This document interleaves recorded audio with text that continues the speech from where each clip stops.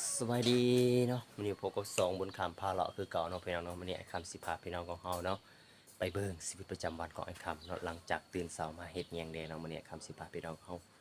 ไปเบิ่งนำกันเลยพี่น้องเนาะไปเบิ่งกันเลยเนาะพี่น้องมานึ่งข้าวเนาะหลังจากนึ่งข้าวแล้วเกียมเนาะนี่ล้างถ้วยแล้วก็อาบน้ำต่อเนาะวันนี้เนาะพี่น้องเนาะไอ้คำสิถ่ายให้พี่น้องเฮาได้เบิ่งเนาะว่าชีวิตประจำวันหลังตื่นเช้ามาไอ้คำเฮ็ดหยังแดแล้วก็ หลังจากนึ่งข้าวแล้วเนาะหลังจากนึ่งข้าวแล้วเนาะไอ้กับเห็ดหยังแด่สิให้พี่น้องเฮาเบิ่งในมื้อนี้เนาะเบิ่งนำกันตื่นเช้ามาไอ้คำเห็ดหยังมาเบิ่งนำกันเนาะพี่น้องเนาะไปรับชมนำกันเลยไอ้คำจะพาพี่น้องเฮาติดตามชีวิตของไอ้คำในมื้อนี้แล้วก็มารับชมนำกันเลยพี่น้อง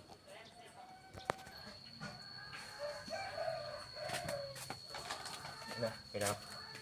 อาจจะตื่นเสามาเนาะไอ้ทำสิเดินเขาแล้วเนาะเนาะเดี๋ยวไอ้ทำจะมาอาบน้ำต่อแล้วนะมาล้างถ้วยเนาะพี่น้องเนาะแล้วก็พาพี่น้องเอาไปผสมเลยเนาะบ่ได้ยินเสียงแต่ให้เบิ่งโดยภาพเอาเนาะพี่น้องเนาะไปกันเลยเนาะ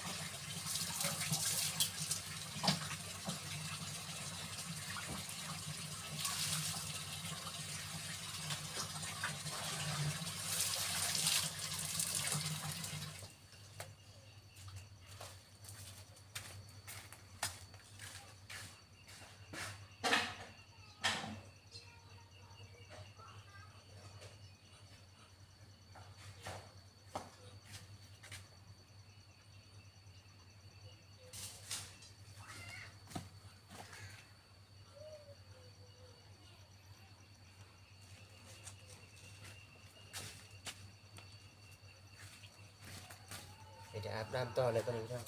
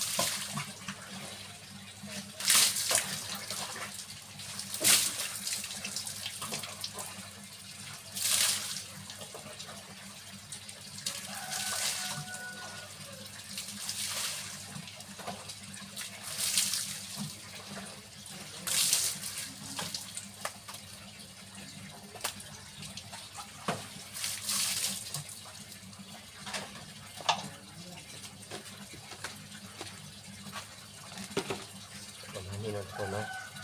ประจำวันนะครับ